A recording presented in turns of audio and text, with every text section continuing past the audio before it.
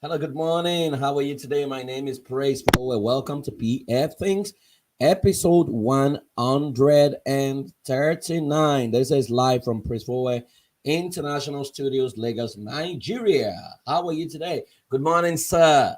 And good morning, everyone joining me. I am super fired up and super excited to be joining you today. Thank you for those of you always join from Nigeria, from other countries in Africa, those of you join from Asia, and those of you join from North America every day. I do not take for granted the fact that you guys are able to join me. Now, we've been looking at building a successful marriage, top secrets and new rules.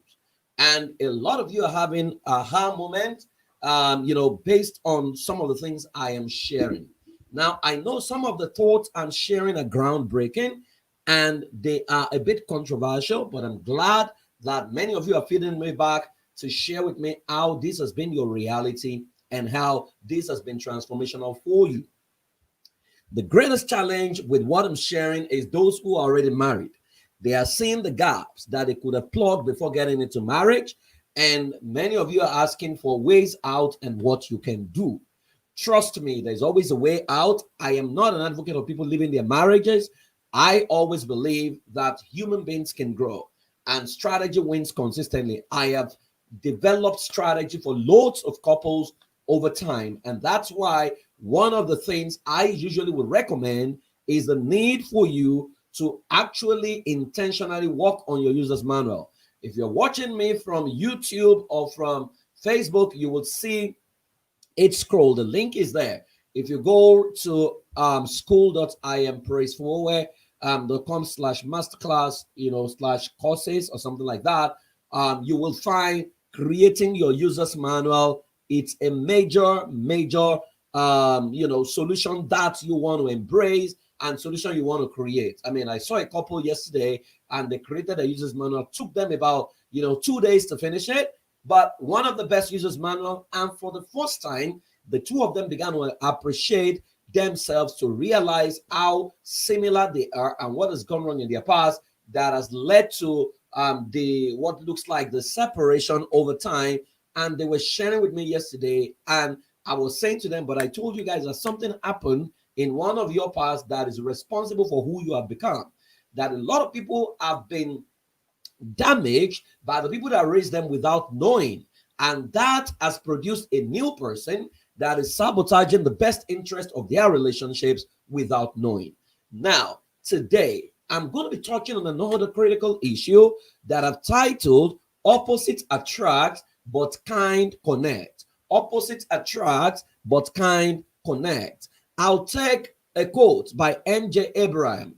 And M.J. Abraham says, a physical attraction is often desired above many things, but you will discover it to be short-lived. Find yourself someone that gets under your skin, seduces the dusty corners of your heart, and provides you with a mental connection.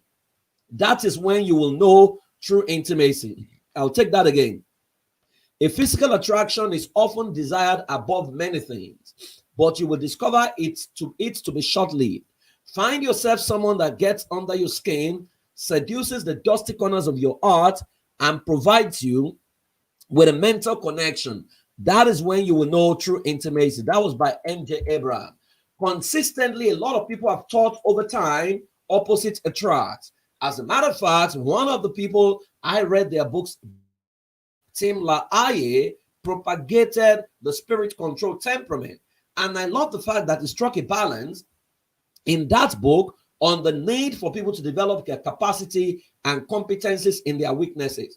Unfortunately, all the teachers who took on that theology or that worldview did not strike that balance. So, consistently, when it came to marriage, everybody began to look for their opposite. So they find their opposite and they realize by the time they step into marriage that what attracted them to the other person is not enough to sustain the relationship. It now became the arbiters of the relationship, because opposite attract is built on the better half premise.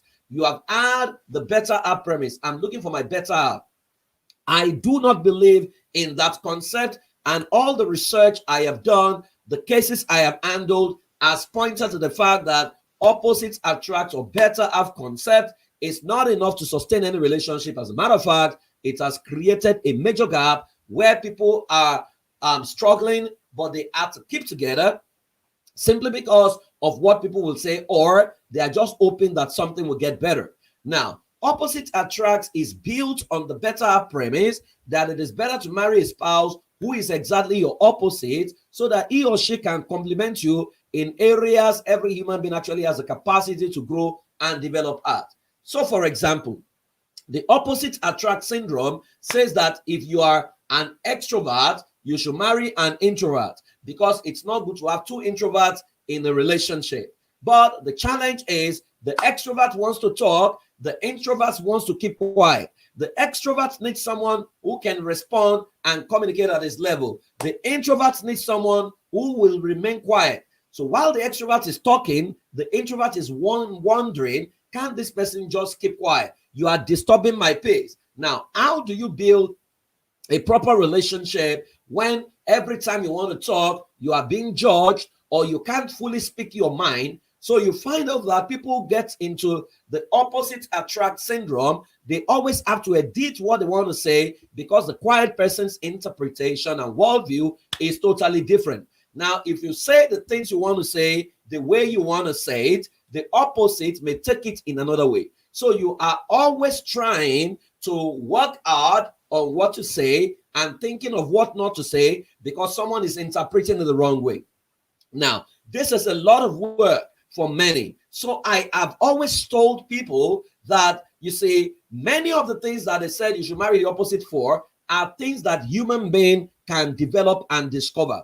So in the opposite attract syndrome, they would say that if you are an intimidating Oma is your equivalent of a choleric, they will say you should marry a truck, a dependable truck, or what you call, I think, a flag, right? They say if you are a creative convertible, which means if you are what you call sanguine, you should marry a systematic Ford. A systematic Ford is your it's your equivalent of a male, right? Now, here is the problem. Now, if you go by the opposite attract syndrome, you will say if you are an intimidating Oma, you should marry a dependable truck, which means Oma is project driven. He should marry someone who is people driven. Now, here is the problem. If someone who is project driven, who does not know how to talk and who talks to people anyhow, that is his natural default. Instead of encouraging him to develop how to love people and how to relate with people and how to talk to people, we will be expecting his wife to keep covering his track up consistently. And people will say, okay, we will forgive you because of his wife. What if his wife dies? What happens to him? So we hide under the irresponsibility of personality difference to perpetuate evil. Why shouldn't a human being learn how to talk or how to relate? Why hide under another human being, hoping that that human being covers his track? Instead of us to encourage people to develop capacity and competence in their area of weakness, we are encouraging them to marry someone who will cover up their track, who will fill in that gap for them. So the project-driven person marries the people-driven person, and because project is first on his agenda, not people, he almost forgets his wife's birthday, and that one cannot get his birthday, and that becomes a crisis. Now, Oma has low attention span. Then we're asking them to marry the opposite who has high attention span.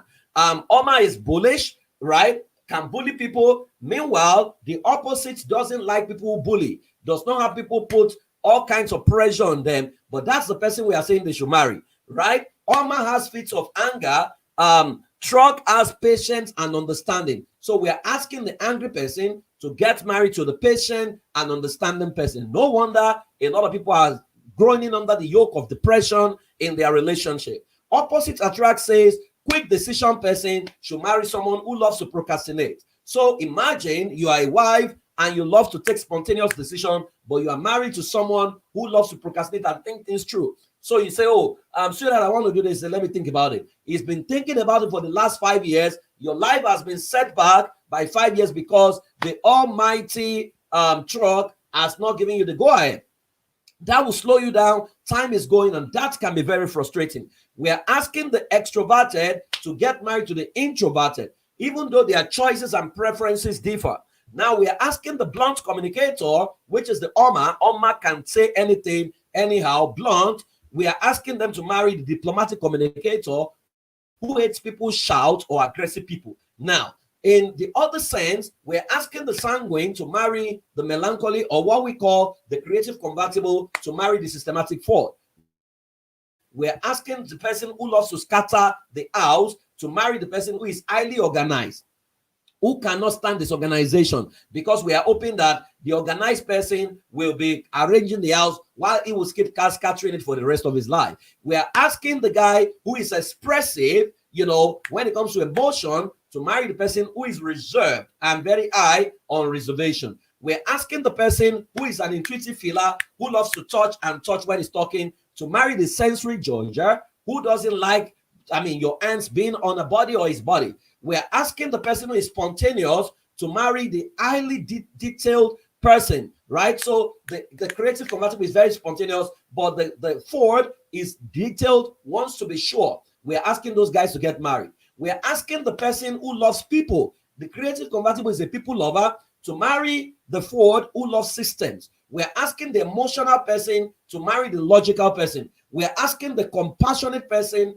to marry the highly judgmental person. Now, so you see that what we try to do with opposite attract is we hide under the personality type weaknesses, when every human being should actually has got a capacity to develop strength in all areas. So someone who loves to explore, wants to have sex everywhere, is married to the person, who is very reserved, who believes that, missionary is the only way, any other style is from the devil or from the pit of hell. We are asking those people to get married.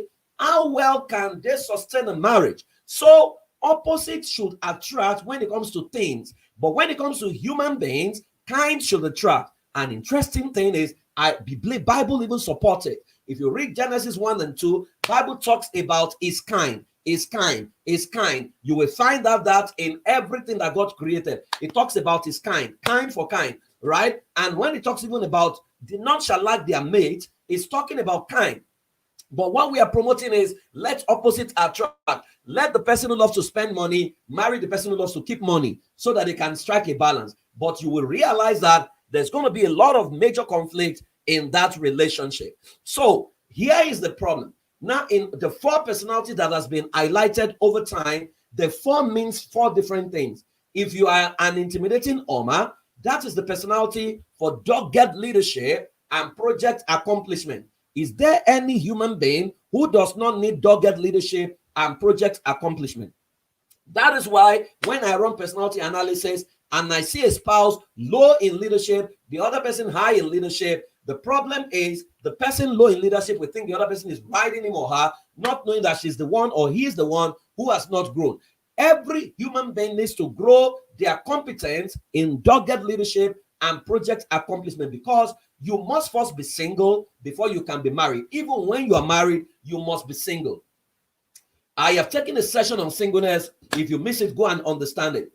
Right. But what we are saying is, you must be being taking decisions, doing what you think you should do at every point in time, not waiting for someone else to come and bail you out. Right. That when your husband is not around, you can't even take initiative because you are hiding under your personality weakness.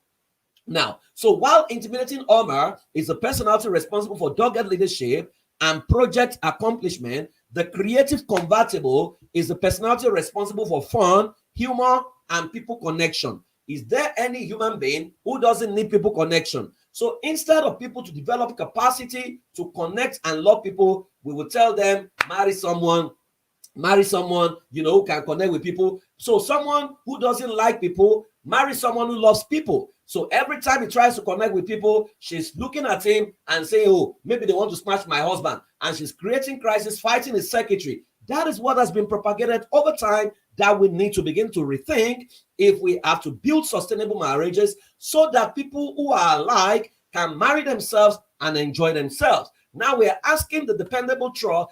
Dependable truck is a personality responsible for diplomacy and relationship sustenance.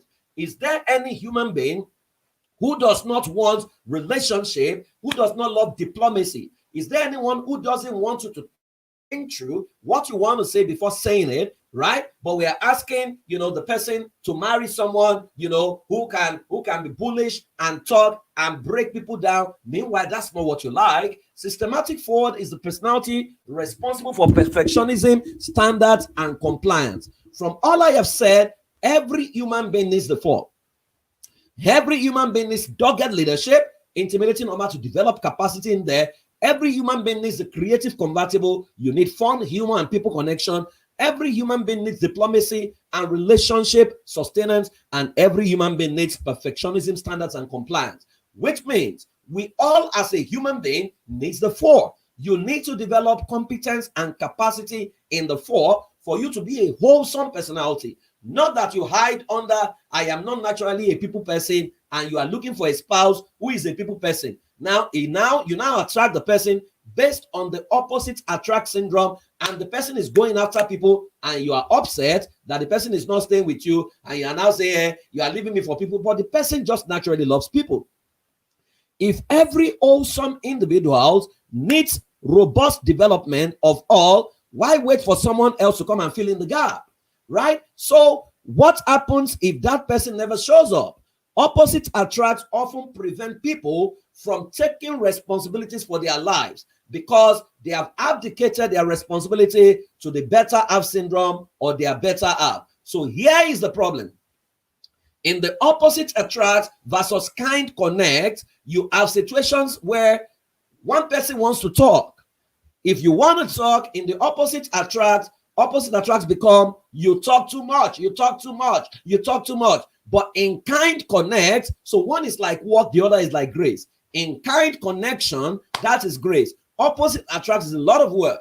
Now, in I want to talk, in kind, your kind will say, bring it on, let us gist. You guys are able to gist and gist and gist and gist till you fall asleep. But in opposite attract, you talk too much.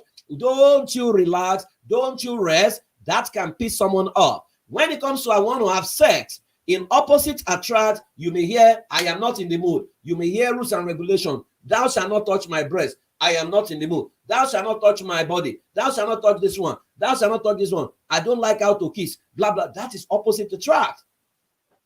In kind connect, right? You hear anytime, anywhere, anyhow, let's do it now. Right? That is kind. You're kind because they match your libidinal energy, right? So you can connect at various levels. Now, the challenge is not, I believe, there is no human being that is directly opposite. It's just that we have not developed competencies in the other areas of our life that we should develop capacity in. And people have developed that over time. So, what you call opposites can become kind if they take responsibilities for their life. Now, when it comes to risk, opposite attract say, it is better to maintain status quo, but in kind connect, what you hear is, what is the worst that can happen? Bring it on. Let us try out. Let us do our due diligence, but let us try it. I am in support. And when it fails, you don't hear, but I warned you. What you hear is, okay, we failed together. Where do we go from here? They're able to bounce back faster. In opposite attract, the person will keep reminding you so that you don't even have the energy to take another risk. Now, when it comes to I want us to become more creativity. In opposite attract, you will hear things like you want to turn me into someone or something else. In kind connect, what you will hear is I love to explore and I don't mind trying new stuff. Bring it on. Right? When it comes to what is best for the children, in opposite attract, what you will hear is my way is the better way. Your way is too hard. What you will hear in kind connect is let's figure out the best way and embrace it together. When it comes to I want to go to party with friends or I want to stay alone, in opposite attract, what you hear is I don't like crowd, or bring it on. While the other person said, no, I don't want to go. But in kind connect, I just want to be where you are. Right. That is why I am advocating that you find your kind and melt into your kind. I have observed carefully that many couples who get things done faster, many couples who naturally have natural chemistry, many of the couples who sink into themselves, matching their energy, doing things together, they are kind as against opposites. They have similar personality and temperament, similar energy, And that's why they get things done faster. They are able to take decisions faster. If someone says, oh, I want to go dancing, let's go dancing. Not someone is analyzing and say, what kind of dance is that? Is it spiritual dance? Is it a holy dance? Oh, let us have sex in the kitchen. Someone is saying, why should we have sex? What if somebody comes in? The person is saying, wow, let us go by the beach and just have good sex. Right? The other person say, no, you want to turn me to prostitute and blah, blah, blah, blah, blah. It's a lot of work. Trust me, it's a lot of work. Now, opposites attract, but opposites must grow into kindred for them to be able to maximally enjoy each other. But kind naturally connect and bond because their values and worldview are similar. So we say marry similar values, marry similar energy, marry your kind. Your vibration will determine your tribe. Find your tribe and marry from your tribe. And if you're already married, there is a way out, right? So you need to begin to take the younger generation that opposites may attract, but kind is what connects. And for opposites to enjoy themselves, the two of them must grow into kindred, where you are both single, you have your life, you have your friends, you can live life by yourself, enjoy yourself without necessarily, slowing the other person down because you are not used to things like that. So we can take risks together, we can take fast decisions, and we can think aloud, talk aloud without thinking of what the other person would say. Now, a lot of people are in crisis because they are married to a spouse who has created a judgmental environment where their truth cannot find expression. That is why they need to edit things. When the other person now finds out, you now say, you lied to me. No, you did not create the right environment where I can tell you the truth about me. Because if you create an environment where we are kind, we are friends, we are able to say anything and everything, it will not be a problem because I know exactly how you respond. But if what your default is judgment, why would I come and talk to you? So these are the issues and the gaps in many relationships, and lots of people are in crisis in their relationship. Now, are you in opposite attract relationship?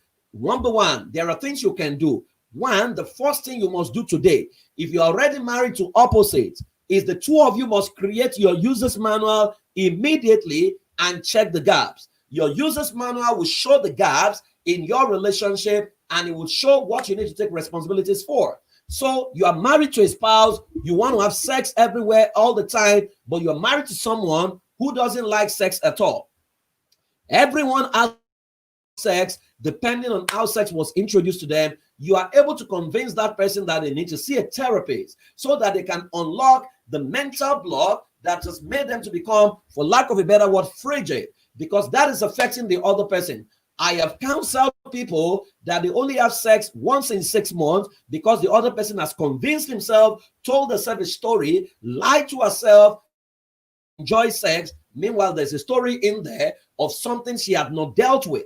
Now they are opposites, they have attracted themselves, but they are now in crisis in their relationship. I have seen opposite attract where the woman is bound because the man has not taken the decision, is busy analyzing, paralyzing, overanalysis, and all kinds of things. Meanwhile, this woman is a bundle of energy, much more, but Almighty Oga has not accepted a proposal. Now that is killing her, but she can't jump out, because our Oga has not approved this. And these are critical issues that have slowed people down who could have achieved better results with their lives simply because they got married to someone else. So you need to create your user's manual immediately. It will help you check the gaps. To create your user's manual, it's on my site, on my e-learning platform. Go there, subscribe to it, take the user's manual and show yourself. Number two, you need to start troubleshooting the beliefs that power the gaps that exist and what you must embrace to effectively connect. I used to believe I don't know how to handle money when I got married, but I've developed the capacity to handle money, do budgeting, do investments right now because I learned that from my wife. So you need to understand that whatever skill you think you don't have can be cultivated and can be developed, right? So you think you are not a people person. It's not true, right? When your life, you will suddenly find out that you have the capacity to connect with people. People will say, but I don't know how to talk. It is not true. If you don't know how to talk, then when a soldier or a policeman points a rifle at you, you should still run your mouth. but everybody becomes quiet. Everybody becomes nice when they find that person that they need to get to the next level. We suddenly know how to talk because we need the person. So it means the capacity to talk right, the capacity to be diplomatic, to apply diplomacy is in us. It's just that we have not exercised it. So many of the things people say they are not good at is simply because they have not exercised it,